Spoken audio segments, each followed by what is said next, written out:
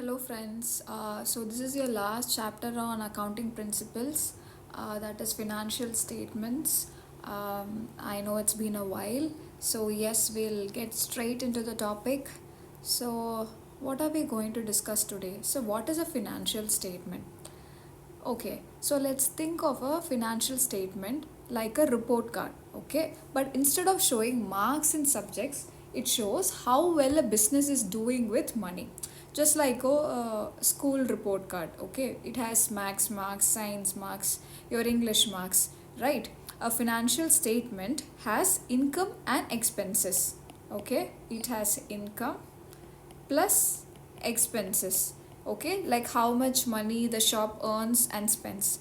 And also it has assets and liabilities, assets and liabilities, things the shop owns and things it owes, right? Example, if you run a small juice shop, okay, so your financial statement will be like income, how much, say 500 from selling juice. Then expense, it will be 300 for the fruits and sugar and for the plastic cups or the paper cups that you give. And the profit would be 200.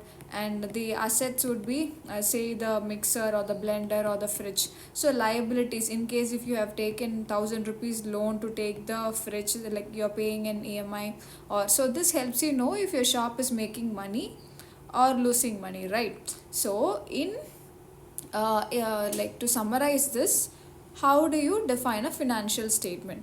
So a financial statement help in the same way your mark sheet helps, right? You know if you're doing well or you need improvement. Teachers and parents know how to guide you. For businesses, the owner knows if the shop is growing. The bank knows if it should give you a loan, right? Only if you're capable of returning, the bank will give you a loan. So the government knows how much tax you should pay. So that is how you actually define a financial statement. It is like a formal record. Okay. So when we talk about financial statements, what are the other important aspects that you should look for? So we should know who is a stakeholder. So you might have heard about this term. A stakeholder is anyone who has interest in the business. Okay. Think of it like a cricket team. Not only the players but also the coach, fans, the sponsors, all are all interested in the game's result, right? So in business, stakeholders want to know if the business is safe, or is it making money, or is whether it is losing money, or whether you will pay it back, right? So what are the types of stakeholders? You have internal stakeholders and external stakeholders. Just like it says, internal, people who work within the company. External, outside the business, outside the business, right? So people who work within the company, the owners, the employees, the managers, right, they want to know what is happening in the company. Say if it is the owners, they want to know whether it is making profit. If it is the employees, they want the salary. If it is the managers, they want promotions if the company grows, right? So external stakeholders will be people who don't work inside but still care about the business. Customers, they want good juice at fair price. In case if you are selling a fruit juice shop, right? And suppliers, the wholesalers, they want to know if you will pay for the wholesale purchase on time. Banks, whether they will know whether you are capable of returning the repaying the loan back. So government, obviously it is taxes. So these are the two main divisions of a stakeholder. So in short, how do you define? Financial statement will be the formal record or the business report. Okay, so stakeholder will be people who care about the report card. What is a report card? Here it is about the business. So internal stakeholders are people inside the class, the business. So external will be outside but still interested in the results. So what are the next topics that you're going to see? So before I could actually go on reading whatever is the PPT, I will try to explain all these concepts and then we'll just go a glance. Okay, so what is a capital? I'm sure most of you would be aware. The money or things that you put in to start a business. It's like your pocket money, savings that you invest. say we'll take the same juice shop example. You start a juice shop by putting 5,000, okay, your savings to buy a mixer and fruits. So that is your capital. So next would be revenue. So what is the revenue? The total money you earn by selling before removing the expenses. Say for example, if you sell 100 cups of juice at 10 rupees each, say a lemon juice you're selling at 10 rupees each, so that would be 1000. So 1000 is your revenue, that is your sales, right? So next would be expenditure. So expenditure will be the money you spend to run the business, like buying fruit, sugar, cups, or paying the rent, electricity, all that. Example, say if you're getting fruits for 300 rupees and the glasses for 100 rupees, you pay rent for 200, the total expenditure would be 600, right? So that will be your expenditure. So that would be the money you spend to run the business. So next would be receipt. Receipt would be any money coming into the business. It can be revenue or even a loan or extra money given. Okay, for example, you take 1000 rupees from customers, revenue, but 2000 loan from bank. Both are receipts because money comes in, right? So that is known as receipts. Next would be trading and profit and loss. So this is like a special notebook that shows whether you made profit or loss. So trading account will show the direct income and expenses. Trading account, mainly the buying and selling. But profit and loss account will show the indirect income and expenses. For example, the rent, salary, advertisements, the money that you put into the advertisements, etc. Okay. Say for example, your revenue is 1000 rupees. Okay. So your direct expenses on the fruits or the glasses would be 400. So your gross profit will be 600, right? So from trading account. Then from 600, the rent would be 200. Say you're paying for ads or say 100 rupees. So the remaining will be 300. So 300 would be your net profit. Okay, this would be from your P&L account. But 600 would be your trading account. You get it? So next we'll talk about gross profit. So what is gross profit? Gross profit is your revenue minus direct expenses, only those needed to make or sell the product. Example, say we'll take the same thing. Your revenue is 1000, direct expenses is 400, so the gross profit will be 600, right? So that is your gross profit. So your net profit next. Net profit will be the gross profit minus all other expenses. So that is the actual profit you can keep. So here the gross profit is 600. Other expenses is 300. So net profit will be again 300, right? So that is your net profit. That is the final actual profit you can make. So next would be operating profit. What is operating profit? Operating profit is generally the profit made from the main business activity only. It does not include unusual things like you're selling an old fridge which is not related to the business. Okay. Example, in the juice shop the revenue is again 1000 rupees. Your operating cost would be 700, which means the fruits, the glass, the rent, the helpers, whatever you pay, expenses is 700. So your operating profit will be 300. Okay, that is your revenue minus the operating expense. So that is 300. If you sell your old fridge for 2000, that's not operating cost, that's extra. Likewise, in case if you sell something else which is directly not affecting your business or in lines with your business, that is not included, right? So I hope you understand what is a capital revenue. I'll just give you just a quick glance with the example of the juice shop. Okay, so the capital will be, say 5000 is your investment, that is your capital. Then 1000 earned by selling juice would be your revenue. So 600 spent would be your expenditure. So receipts will be all money coming in. So it would include your sales and also loan. So the trading account will be to check if gross profit exists. Profit and loss account would be to find net profit after all the costs. So gross profit will be 600 here, net profit will be 300 here, and the operating profit would be 300 here. Right, I hope you get it. So let's move on to the next topic. I hope you are able to understand it. In case If you don't understand, just pause the video, just go back for a minute and then again try to listen to the same concept again, because these are all very basic concepts and it will help you a lot in your MCQs, because you can easily neglect the other options in case if you don't know, but you should be very strong in your fundamentals. These are very basic and quite important, right?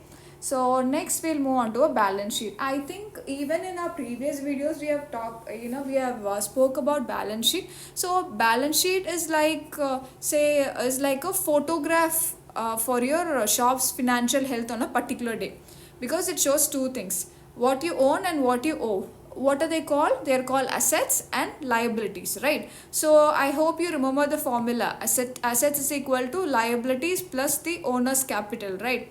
Say for example, see what are the assets in the juice shop you have. Say the mixer or the blender or the cash, the fruit stocks that you buy from the wholesaler or from the supplier. So they are your assets, right? What is a liability? Say you remember you have taken a loan for 1,000 rupees from a bank, right? So that would be a liability. So what is a capital? The money that you put in the business, your money in the business. Say I think it's 2,500 or 5,000, whatever your money in the business. So the assets would be 3,005. So assets would be 3,500, which is equal to liabilities plus capital, right? You can calculate. That would be say 1,000 plus 2,500, which would be 3,500. Or say it depends on your money. Say if it is 5,000 earlier, so you can add 5,000 plus 1,000 would be 6,000. So yeah, so how do you actually prepare a balance sheet? First, you should list the assets, things the business owns, the current assets, the fixed assets, everything. Okay, the current asset would be the cash, the stock, whatever you have, people who owe you money. Okay, fixed assets would be the land, building, machines, all that. So next would be you should list your liabilities, things the business owes. Current liabilities will be the creditors, people who owe, right? Or short term loans or long term liabilities, bank loans, mortgages, all that. So third would be to add the capital, owner's money invested. So balance both sides. So the asset side and the liability sides plus the capital side must be equal, right? So that is the basic thing. So next would be marshalling of assets. So what do you mean by the word marshalling? It's quite new, right? So marshalling would be to arrange things in a proper order or sequence. Like you're standing in your school assembly and students start stand class by class in order, right? So in a balance sheet, assets and liabilities are arranged in a sequence. So there are two main ways to actually arrange them, in either by liquidity or by permanence. Okay, liquidity or permanence. So how do you arrange by liquidity? How quickly things turn into cash? Liquidity, say by cash, debtor, stock, machines, building, land, all that come under the order of liquidity. How do you arrange by order of performance? How long they will stay in the business, right? Land or the building, plant, machinery, stock, debtors, cash, mostly short term cash. Okay, so these are all permanent, right? So they come under the order of permanence. So marshalling means arranging in a proper order. In accounting, it generally means arranging assets and liabilities in order. You get it? So next would be opening entry, closing stock. So what is an opening entry? When a new financial year starts, we need to bring forward balances from last year, right? So that journal entry would be called as the opening entry. Okay, yeah, give me a moment. Yeah, for example, at the end of the last year, your shop had cash of 2,000 rupees, and then the stock was for 500 rupees, and the loan that you took was for 1,000 rupees. Okay, so new year starts, you should record them again with an opening entry. Okay, so that is called an opening entry. So what is opening entry? It's like you need to bring forward balances from last year. So next would be what is a closing stock. So closing stock is the unsold goods at the end of the year. Example, you buy fruits worth 1000 rupees during the year, but at the end of the year fruits worth 200 rupees are still left. Okay, so that 200 rupees would be called as the closing stock. So closing stock appears in two places, either in the trading account, either to calculate profit, and also in the balance sheet under assets. Okay, I hope you get it. So let's just have a quick review of the balance sheet. So balance sheet is the assets versus liability plus the capital, right? So how to prepare it? You should list the assets, liabilities and the capital, and then you should balance each other. Then marshalling would be to arrange in a proper order your assets and liability. So opening entry will be the first entry of the new year, and you should carry forward the balances. Closing stock would be the unsold assets or whatever you have at the end of the year, right? So next would be, so we've seen all this, so we have only this left. So what is accrued income? And yeah, I left this out. What is outstanding expense? Outstanding expense. Okay, expense that is due but not yet paid, so that is called outstanding expense. Say for example, it's like when you eat at a school canteen today but pay next week. So the for example, you can say the juice shop had a helper and the salary was 1000 for March. Okay, but you haven't paid him yet, so the 1000 will be your outstanding expense because you'll have to pay him, right, anyway. So it's like that. So outstanding expenses, expense that is due but not yet paid. So next would be your accrued income.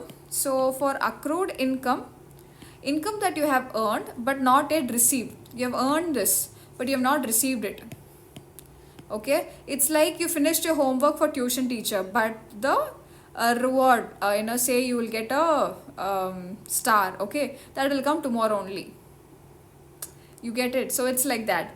So for example, if you take the juice shop, delivered juice to a say some event in a particular month for 5000 rupees. They promise to pay in, say if they have promised, if they have conducted an event in April, but they say that I'll pay in May. Okay, that is like an accrued income. Okay, because they're paying you later, but you have also earned. Okay, so third would be the income received in advance. So money you received before actually earning it. It's like your parents paying your school fees for the whole year in advance, even before the classes starts, or you try to purchase a course for the whole year and you have you try to do it like fully. It's like a full payment before you actually earn it, right? So example, a college orders juice for a May event, okay, but you pay 2000 in March itself. So it's like the 2000 will be your income received in advance, right? So next would be depreciation. This we have already discussed. So depreciation is the loss in value of an asset over time because of use or age, right? So this I don't need to explain depreciation. So bad debts. So money you were supposed to get but you will never receive. It's like lending your friend 100 rupees but then they don't return it at all. This happens quite a lot, right? So the bad debts, even in say income received in advance, sometimes they don't pay at all. In case of accrued income also, in case if they don't pay, because the money you were supposed to get, right, but you will never receive, so that will amount to a bad debt. Okay, so next would be statement of affairs, trial balance and financial statements.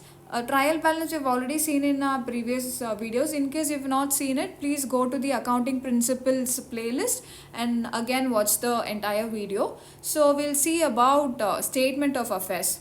So what would be a statement of affairs? It's like a simple version of a balance sheet, okay, used when proper accounts are not kept. Often small shopkeepers do this. Wait, I'll try to erase it. I think I need some space.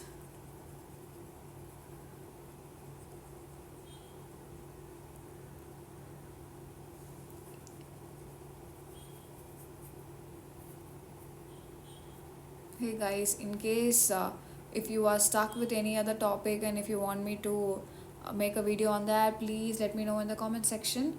I would definitely make a video. Yeah, I think this would do. Right. Okay, so we were talking about statement of affairs, right? Statement of affairs is like it just lists the assets and liabilities to find out how much the owner is worth. Okay, say the same juice shop. Okay, so you have the assets as cash 2000, mixer 1000. So the liabilities would be say 1000 rupees loan we had. Now we'll make it 500. So the net worth will be, capital will be 2500, right? So that summary is called statement of affairs. So that is like a simpler version of balance sheet used when proper accounts are not kept, because they don't properly maintain for shopkeepers, right? Small shopkeepers. So what is a trial balance? It will list all accounts with a debit and credit balances to check if total debit is equal to total credit. It is like balancing both pans of a weighing scale. Okay, because it has to balance each other, right? A weighing scale. So yes, so it is always important that the debit should be equal to the credit. So that means your trial balance will tally. So yes, so we have again come back to the financial statement thing. So now help me understand what is a financial statement. So it would be the final report of a business that shows the performance and the position, right? So the trading account will show your gross profit, your profit and loss account will show your net profit, your balance sheet will show your assets and liabilities, right? So we'll just have a small recap from outstanding expenses. So what would be outstanding expenses? Whatever is unpaid, say the helper's unpaid salary. So your accrued income will be, you have supplied the juice, but then the income is coming later. So next would be income received in advance, but that is equal to money you got before selling the juice, right?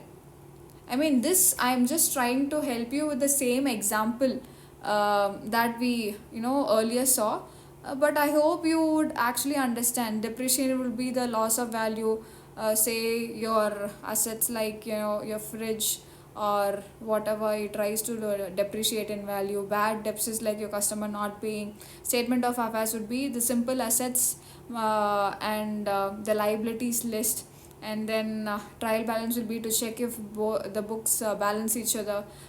Financial business would be the your final business report card or your former reports, right? So and I hope you understand. See here we can again see what is a stakeholder. So before preparing financial statement, we must understand whom they are prepared for. So stakeholders will be your owners, investors, employees, creditors, banks, government, customers, society. So they want to know profitability, solvency and liquidity of the business, right? So they are called the stakeholders. So next would be the capital, that would be the owner's investment in the business. So next would be revenue, it would come from your income from your business activities. Next, expenditure, spending to earn revenue, whatever you have spent. So the capital expenditure will be the long-term benefits, the building, machinery, right? Revenue expenditure would be your day-to-day wages or rent. So receipt would be any cash inflow, that is called receipts. So you have capital receipts, that would be loan share issues. Revenue receipts, that would be your sales, service income. So and then you have book of accounts and trial. So transactions first recorded in journal, then posted to the ledger, right? This you have seen in the previous video. And then you have trial balance. It is prepared by listing the debit and credit balances to check the accuracy. Then you have the components of trial balance. You have the debit side, the credit side. Assets, expenses, losses would be your debit side. Credit would be liabilities, income, capital. So what are the sources of information? You can find out these from your journal entries, ledger accounts, cash book, purchase book, sales book, invoice, bills, vouchers, right? You can find all the definitions of these in the previous videos on accounting principle. Just please go have a look. So adjustments before your final accounts. Certain accounts must be adjusted at the year end, right? So you have the closing stock, that is the unsold goods. Your outstanding expenses would be expenses due but unpaid, that's your liability. Then you have accrued income earned but not received, your asset. So income received in advance, collected but not earned, so that's a liability. So depreciation would be reduction in asset value, expense plus asset reduction. So bad debts would be unrecoverable debts. So that would be a loss plus your desire plus your deduction from your debtors. Try to remember this, okay? This is a very basic, but you can remember. So they are just played with the words. And you have your opening entry. So at the beginning of the year, assets and liabilities and capital are brought forward, right? Taking it forward. Then you have your trading account, and how to find arrive at gross profit, and to your profit and loss account, how to arrive at net profit. Types of profit, you have your gross profit, then you have operating profit, net profit, all that. So you can go through the video again. You can pause, take a screenshot. Then again, what is a balance sheet? And it's prepared after P&L to show the financial position of the company. And you have capital is adjusted with net profits. Then marshalling, it's like the arranging the assets and liabilities in a proper order. So you have order of liquidity and permanence. Here cash first, here you have your fixed or your permanent assets. Then preparation steps, you have to prepare a trial balance, then you have to adjust the items, closing stock, depreciation, and prepare trading account, and then you will have your P&L account, then transfer net result to the capital account, prepare balance sheet with assets and liabilities. It's just the basic way how to you do it. Then you have the closing entry. So at year end, accounts are closed. So nominal accounts would be your expenses and incomes, so transfer to your trading P&L. So balance carried forward to balance sheet, right? So the statement of affairs, if proper double entry books are not kept for a single entry system, we prepare a statement of affairs. It is similar to the balance sheet but partly based on estimates. So yeah, alright, I think we have missed out on this particular topic. We will see to it. So accounting for non-profit organization, partnership and partnership deed. So we'll see first what is a partnership. A partnership is when two or more people join hands to do a business or share profit and loss, right?